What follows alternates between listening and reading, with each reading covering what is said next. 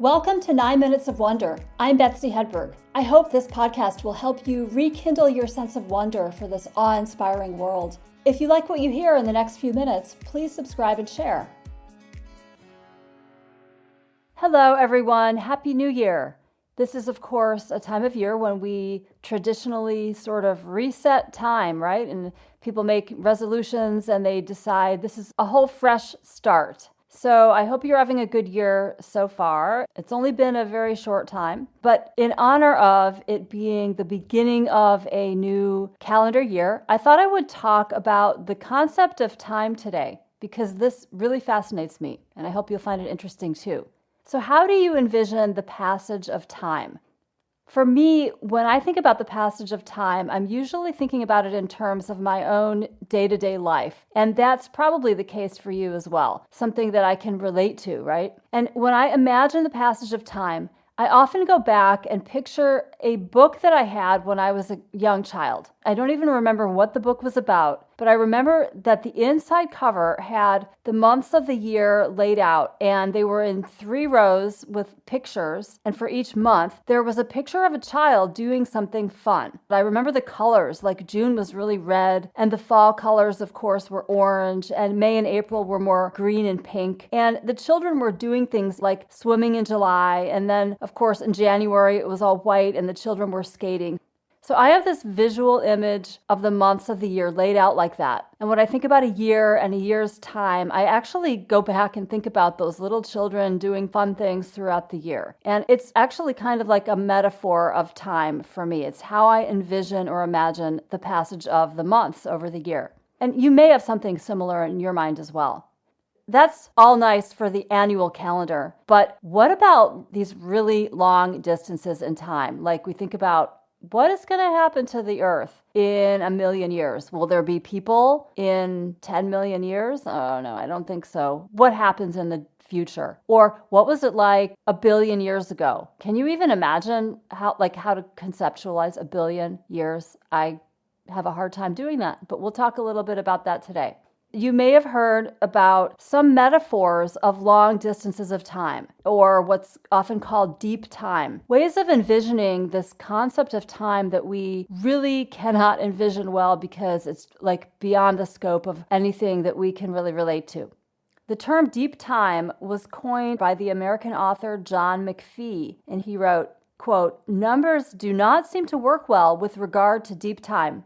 Any number above a couple of thousand years, 50,000, 50 million, will with nearly equal effect awe the imagination to the point of paralysis." Wow, it is kind of paralyzing because you just can't put your mind around it very easily. So I want to share with you some really interesting metaphors for this idea of deep time. I'll give you a few examples of some metaphors that I think are kind of fun. The most familiar one is Carl Sagan's cosmic calendar, and you may have already heard of this. He popularized this concept in his book, Cosmos, where he talked about the cosmic calendar as being analogous to 1 year. So if that's the case, we can envision the Big Bang being right at the very first moment of January 1st of this year. And then we'll go through the whole year, and on December 30th, the dinosaurs go extinct. So imagine January 1st to December 30th, that whole expanse of time. And the dinosaurs are not even extinct until the 30th of December. And then modern humans evolve at 11:52 p.m. on New Year's Eve. And a normal human lifespan lasts only 23 seconds. So that cosmic calendar helps to put things in perspective. You can go online and find some interesting graphical representations of Carl Sagan's cosmic calendar. You can also watch a pretty cool video in National Public Radio's Skunk Bear series. I'll post a link to that. The video is called Watch Earth's History Play Out on a Football Field.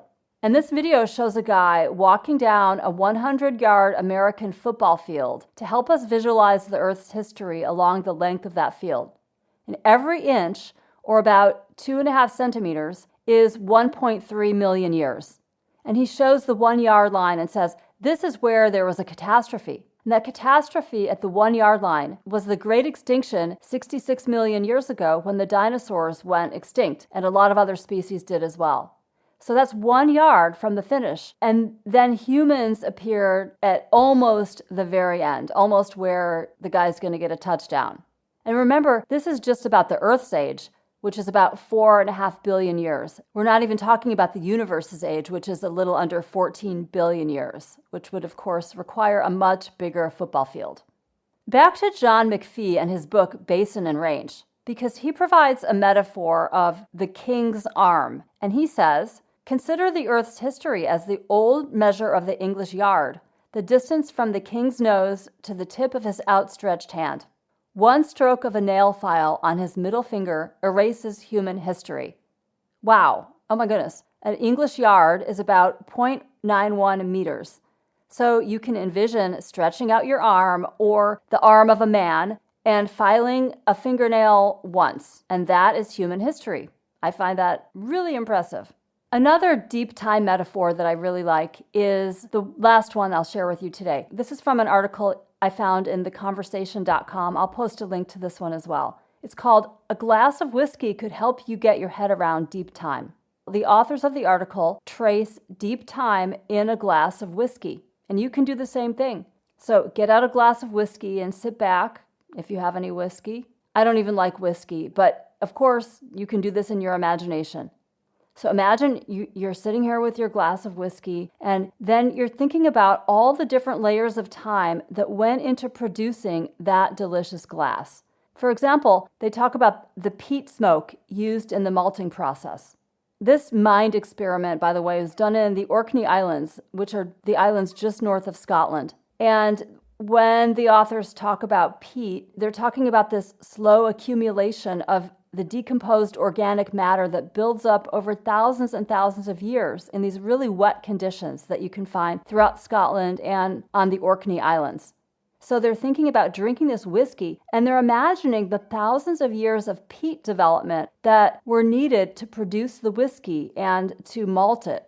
And there's also such a human history related to the peat, because people had to cut the peat and use it for fuel over many centuries and many millennia. And they had to bring the peat to the whiskey distillery to help create the final product. So you can also bring people and the human factor into the imagination here.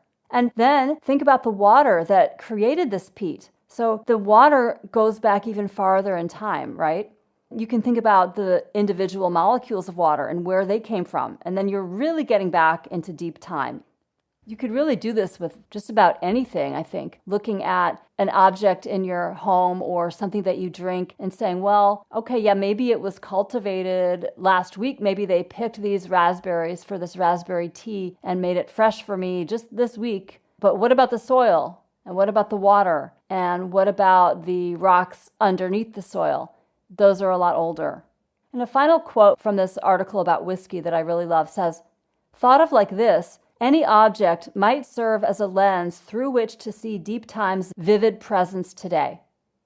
So again, I invite you to think about things in your environment, in your home, something you might be looking at right now, and its relationship to deep time. Because anything that's made, for example, of metal, anything that's made of wood has a history. Everything. Every bite of food, every loose coin or random piece of paper, and it has a history that goes back eons in time. I just will wrap up by saying that I agree with John McPhee, and I'll quote him one more time. He said, "The human mind may not have evolved enough to be able to comprehend deep time. It may only be able to measure it." Can we really comprehend this, or we're just looking at these metaphors to give it a try? This is not the last time I'm going to be talking about lengthy expanses of time, because I find the concept so awe-inspiring and so weird to think about. So you'll be hearing about that again. But until then, have a good day, and I'll talk to you next time.